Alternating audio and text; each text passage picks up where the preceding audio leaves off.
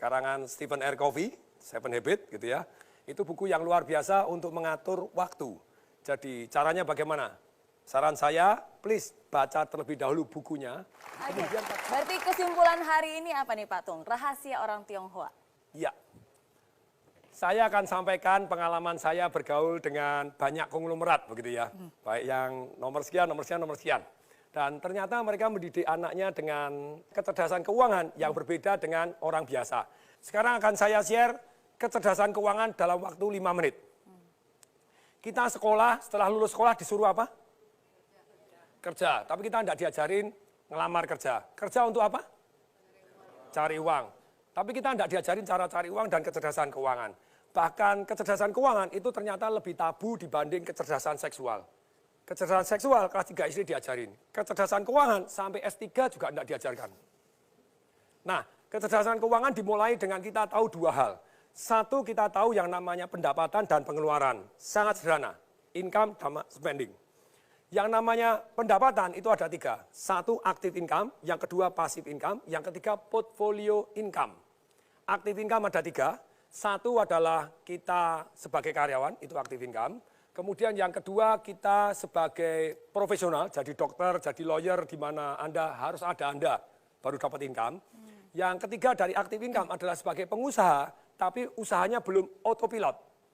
Jadi terpaksa harus Anda merangkap direktur kebersihan, direktur pembelian, termasuk direktur penjualan, semua Anda rangkap.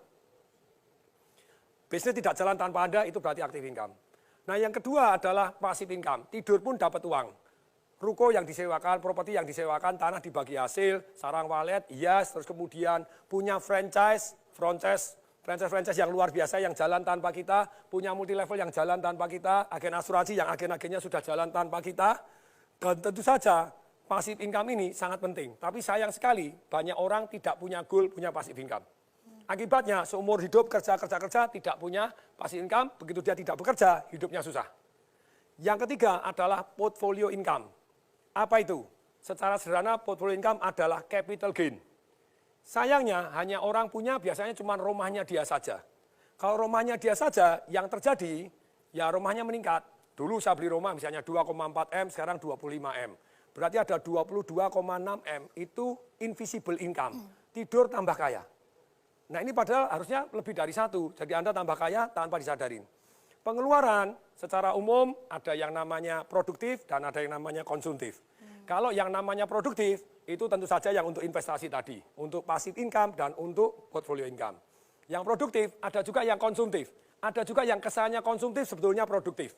3 pengeluaran yang kesannya konsumtif tapi produktif. 1, yaitu pengeluaran untuk belajar. Yang kedua, pengeluaran untuk bergaul dengan orang-orang kaya untuk belajar. Bukan dunia jeleknya, Anda pelajarin dunia positifnya. Yang ketiga, pengeluaran untuk amal. Kelihatannya konsumtif, tapi sebetulnya membawa berkat luar biasa untuk kita. Nah, pengeluaran ini juga, ini namanya ada 3 jenis nih. Kalau yang di luar 2 tadi ini. Produktif, konsumtif. Sekarang pengeluaran ada 3. 1 yang namanya langsung habis.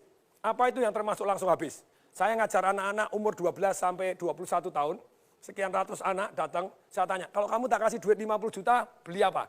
Ada yang nulis, sepatu 24 juta. Saya bilang, sepatu apa 24 juta? Dia nyebutkan merek tertentu, Pak Tung ketinggalan. Keren Pak Tung, itu pengeluaran langsung hilang. 3 tahun kemudian dijual sepatunya laku nggak?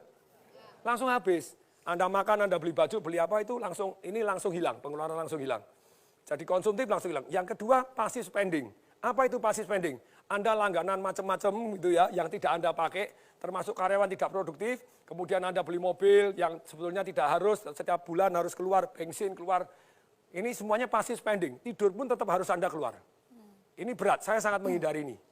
Kemudian yang ketiga, itu adalah invisible spending. Tidur pun Anda dirampok tanpa Anda tahu. Contohnya, harga mobil.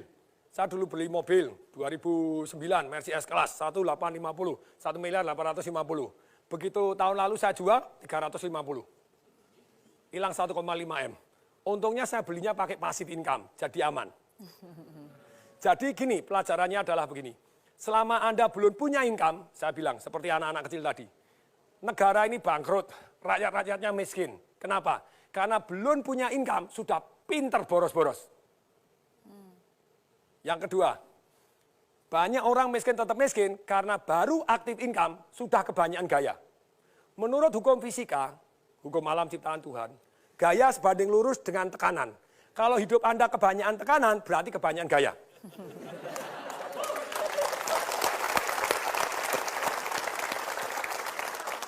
Jadi begini, boleh nggak kita gaya? Boleh. Ketika pasif income Anda jauh lebih besar dibanding gaya hidup Anda, maka Anda hidupnya tanpa tekanan. Semoga mulai hari ini kecerdasan keuangan juga diajarkan di sekolah. Salam dahsyat. Baik. Jadi bukan hanya kerja keras, tapi juga kerja cerdas, cerdas menghasilkan uang dan juga cerdas mengelola uang. Malam ini malam yang sangat spesial, rahasia orang Tionghoa. 3 pesan possible saya malam ini. Yang pertama, tidak menyerah pada nasib, tapi selalu bekerja keras untuk kehidupan yang lebih pantas. Yang kedua, mudah beradaptasi dan tetap gigih walaupun gagal berkali-kali. Dan yang ketiga, bekerja bukan hanya untuk hari ini saja, tetapi selalu memikirkan masa depan, bahkan sampai 3 turunan. Oke?